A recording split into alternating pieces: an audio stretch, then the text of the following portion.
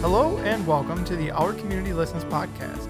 My name is Adam Salget, and with me today is Sarah Weisbarth, leader of Alumni Engagement. Welcome, Sarah, to today's podcast. How are you doing? I'm doing great. Adam, we are here together a lot. I know we have guests, but it's always you and me. And as I reflect back past our time together and the amount of podcasts that we've done together, you've been hosting our podcast for quite a while now. I have, yeah. It's been a great journey. It was an opportunity that was put in front of me to work with the organization, and this is Our Community Listens is something I'm very passionate about and constantly try to get better at when we talk about communication in general. So the podcast for me are a way over the last year and a half to continue to polish skills, learn more, reiterate a lot of things that I need reiterated in my life. And it's also been an opportunity to share a lot.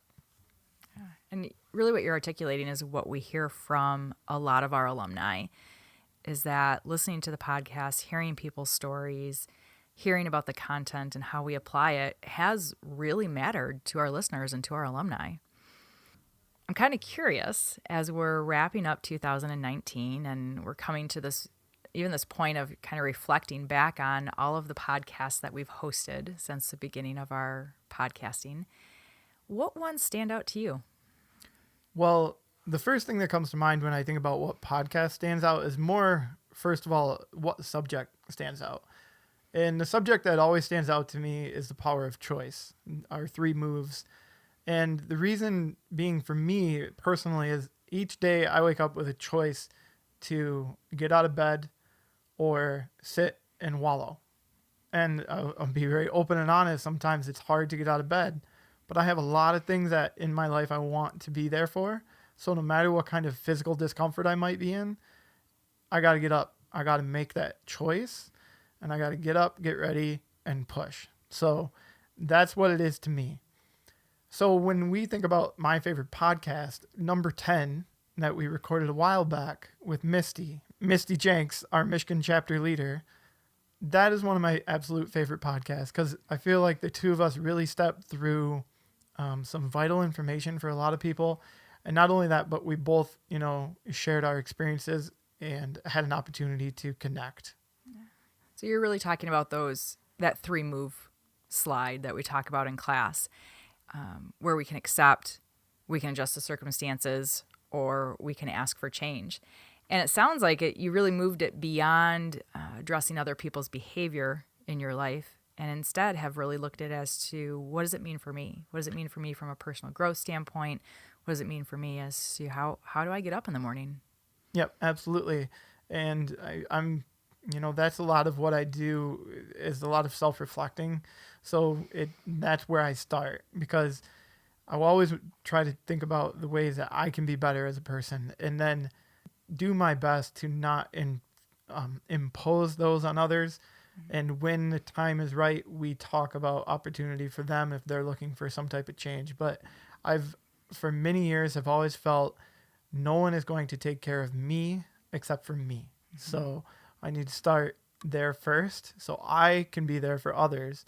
And that honestly is what I strive to do in my life, is to be there for others. So the first step is taking care of me, and I get through it quick so that way I can be there for other people. Yeah. It's that personal accountability.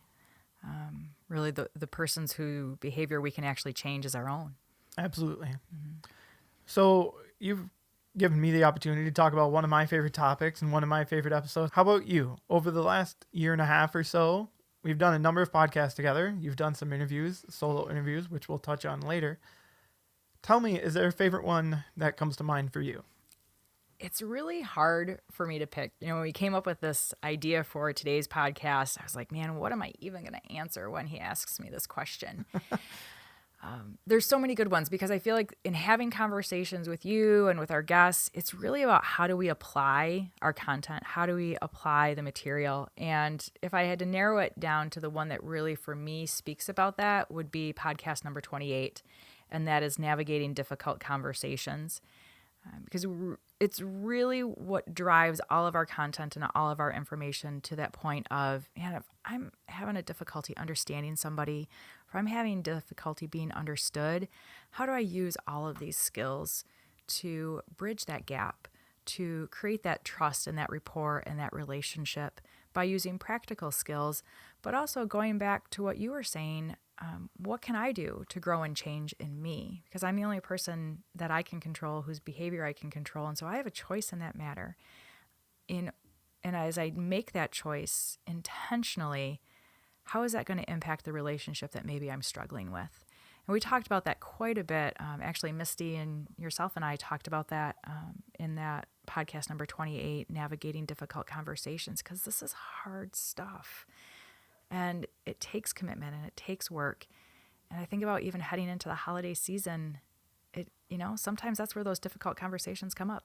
Yep, they certainly do. When lots of family with different opinions, different backgrounds come together and you're in the room with people, and your option often isn't to just get up and walk out. You got to find a way to navigate through those conversations with people, find a way to accept certain things, and enjoy your turkey, your Thanksgiving turkey or your Christmas turkey, whatever holiday might be around the corner. Yeah. I mentioned a couple of minutes ago that you've held interviews that I wasn't involved in as part of your role on the podcast here. And one of them was the Diversity, Equity, and Inclusion podcast, episode number 33. That was one of my favorites to sit down and edit because, having not heard the full conversation at the time of recording, I had the opportunity to listen kind of like our viewers do, with open ears and not a critical ear of, sitting and trying to edit, but just listen to what information is being shared. And I remember when we talked to Letitia and Anita, they gave us a lot of great tips about how to navigate including everyone in our circle as much as possible, and how to break down walls of diversity so that way we can include as many people as possible. Yeah. I enjoyed that conversation too, because it was very, very conversational. I know a lot of times we just kind of plan out a little bit what we're going to share with our listeners. Mm-hmm. That one in particular, we had some questions for those guests, but it really just evolved into talking about real topics and real issues, and how do we honor the differences in others and create that spirit of inclusion, and how do we incorporate our Community Listen skills into that process of listening, of acceptance, of maybe confronting when we've had a difficult situation happen that isn't honoring, and use those skills to break those walls down. It must have been interesting for you to sit back and just truly listen as opposed to participate, because normally you're hosting, you're participating, you're conversing with us as well. Right, and my mind is in a lot of different spaces. Speak clearly, don't mumble. So it was nice, like I said, to just listen to the conversation and really absorb it. And it's an area that, truthfully, I don't have much knowledge in, and I don't have much life experience in. Mm-hmm. So it was eye-opening and just refreshing to hear these women talk about something they're very passionate about, and also know that they're out there making a difference, that they're doing everything within their power, like, for example, coming on this podcast to talk about it. And I think I'd like to acknowledge both of them and thank both of them again for stepping up and taking the opportunity, and also for the work that they do in their everyday life. Yeah. It has me thinking about how we've learned a lot about different perspectives, maybe even different careers.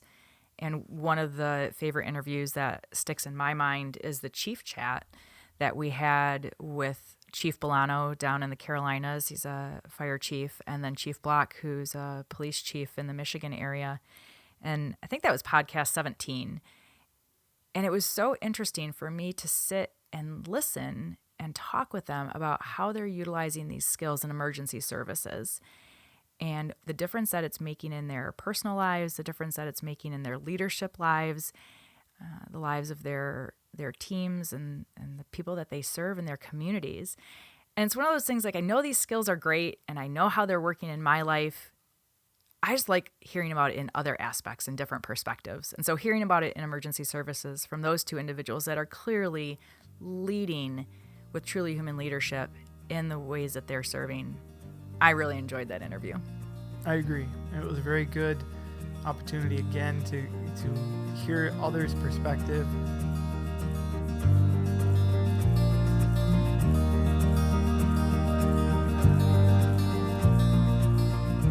So Sarah, I know you did a little bit of research on the podcasts that have the most listens, and we're going to talk quickly. I want you to touch on the podcasts that have the most listens all time. Okay. So that would be about the last year and a half or so. And tell me why you think the podcasts that are up in those top 3, top 4 of all time, why they're up there. I love this question because, of course, I like my data.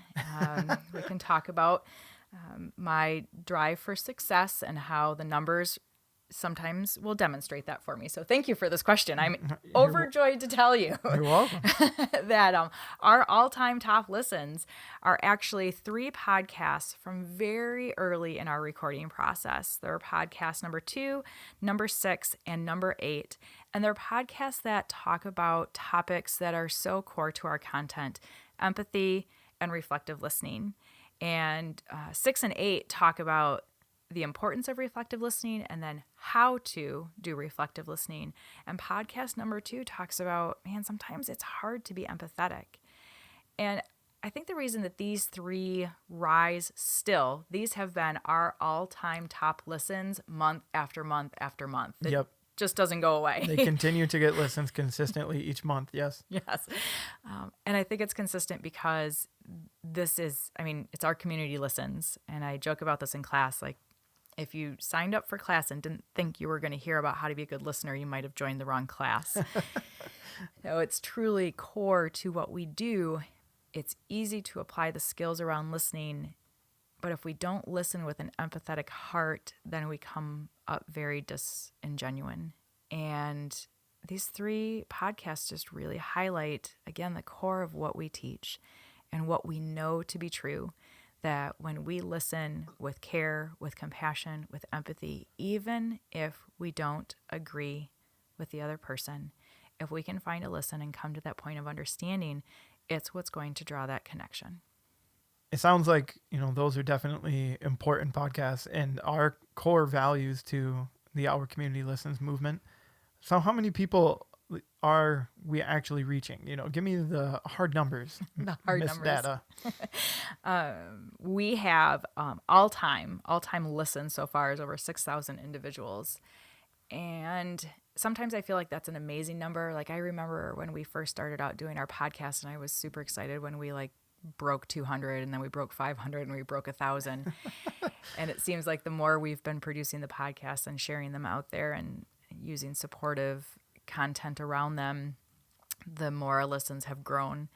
And to know that we have people across the country and actually across the world now listening to our podcasts, it's really kind of mind-blowing, Adam, to think that we're sharing this message. We're sharing this message of truly human leadership, and we're reaching people without even realizing it. And I know you just recently did a podcast with learning partners out in the Colorado area, and they talked about how they listen to the podcast, and then they talk about it when they get together and support one another as they're growing in the skills. And those stories, they just make my heart sing, to know that you and I getting together and setting up the microphones and having the conversation, it's reaching people. It matters.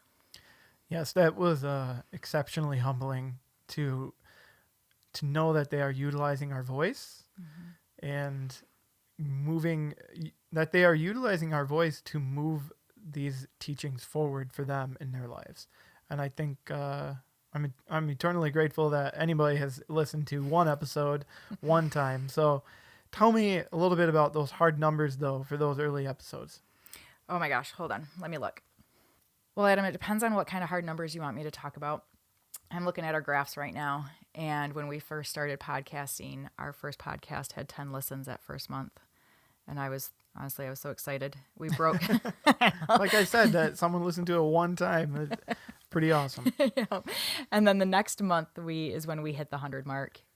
And I think we'd only produced 2 podcasts then.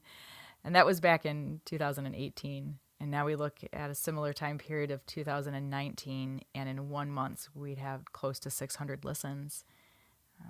In a year's time, I just feel like that's an incredible growth and reach. And again, it's 6,000 listens all time. We have listens from across the country of people that have attended class because they're close to a location that they can get into a class. But we also have listens from people that have never attended class. So we're now reaching beyond our alumni and people that we've had direct interaction with. We're reaching people that know somebody, or they're just searching out on their podcast app looking for a podcast about listening and connection and empathy and leadership.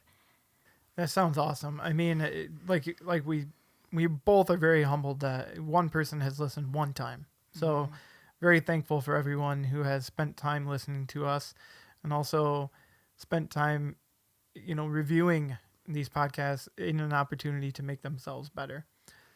Tell me a little bit about a couple of our top podcasts for 2019. Let's break it down just for this year to give us an opportunity to talk about the most popular ones this past year. Well, we already talked about one of them, and that was podcast 28, Navigating Difficult Conversations. The other 2, our top listen for 2019 was podcast number 24, around feedback. And it's a topic that had been talked about a couple different times around how do we give meaningful feedback? How do we tell people and recognize them and appreciate them for the good that they're doing, and utilize that recognition and feedback as a way to create an environment that then when we have to give corrective feedback, it's received in such a way that is supportive and promotes growth and development in another individual instead of cutting them down with criticism or critique. And that's become a really popular one the past few months. It's been listened to quite a bit and has been rising to the top as I've been checking our stats. Have any thoughts on why that could be? Performance review season, end of December here. I mean, I can't guarantee it, but I do wonder if that's an element coming into play. If people are, thinking about how they have to give feedback coming up, or how they have to receive it coming up with end of year review. That's really possible. I'm often curious when I look at our statistics, like why does that podcast rise to the top? Who's listening to that one? But you draw a really good point. It's entirely possible because that podcast does also talk about not just giving feedback, but receiving feedback. Mm-hmm. So how do we take that information and grow from it? Absolutely.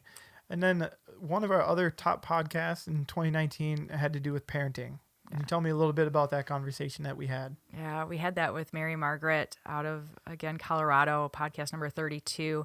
She really just spoke very clearly about how she's utilized these skills as a facilitator in her family units, and the uniqueness of her family dynamics, and how she's applied these skills in a way that's created a really amazing relationship with her son.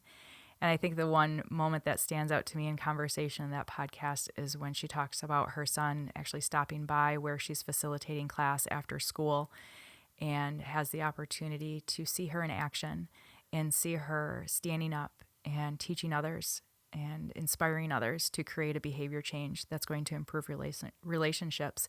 And he's been impacted by her application of those skills in her life and in their relationship. And now he's seeing her do that and teach others. And then I'm sure she has him help pack up pens and pencils and supplies, because that's what I would be doing if my son showed up after work. Hey, you got to give him a little bit of something else to do, right? Yeah. Let's take a quick moment and hear a quick excerpt from Mary Margaret Thomas.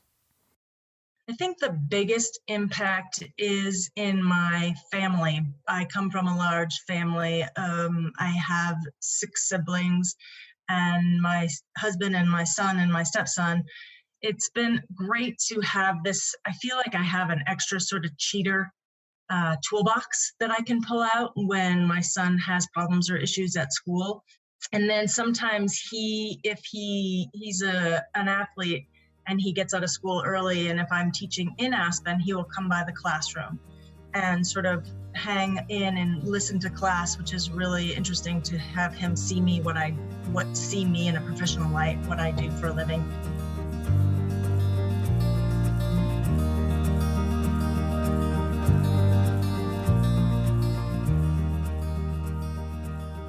Sarah, thanks so much for coming in today and taking the opportunity to review 2019 and also a little bit of 2018.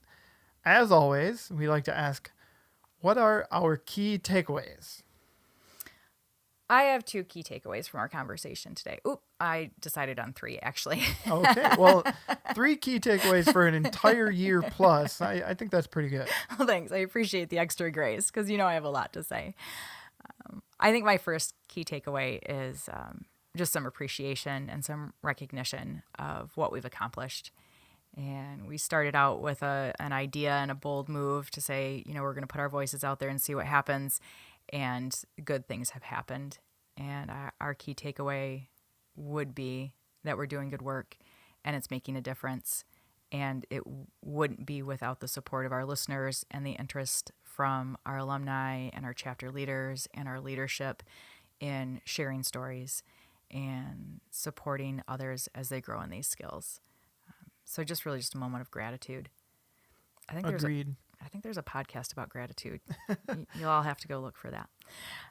My second key takeaway is really tied to leadership. We have the opportunity to have amazing leadership within our organization, and we wouldn't be able to do the things that we are doing without their direction and guidance.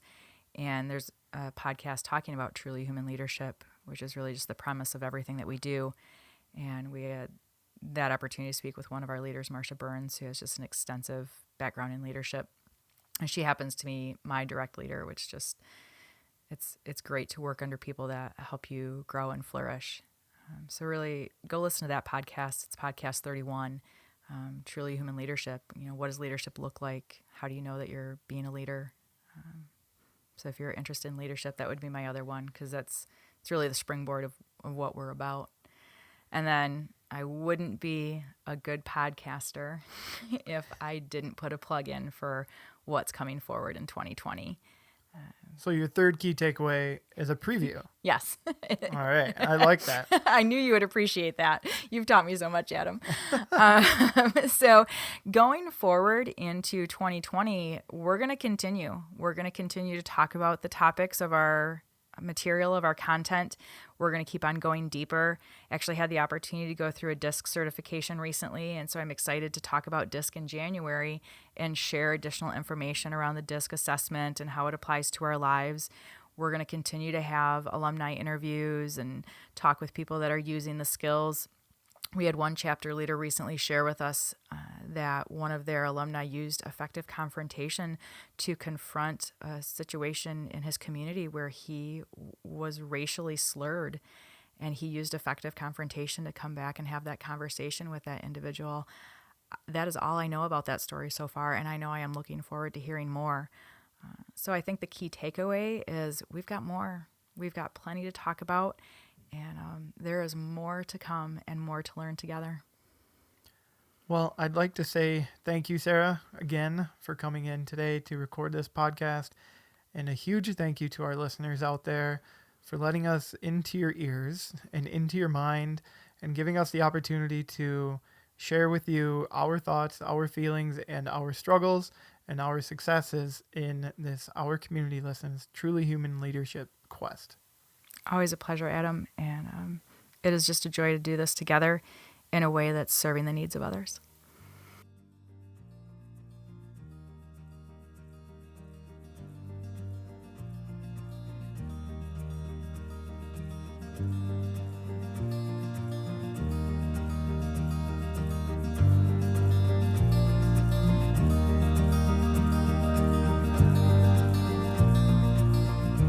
If you have any suggestions about subjects for our podcast, feel free to reach out through our Facebook page.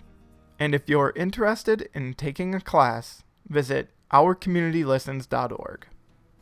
Thank you again for listening to our podcast, and don't forget, each word, each action, each silent moment of listening sends a message. Therefore, you are the message.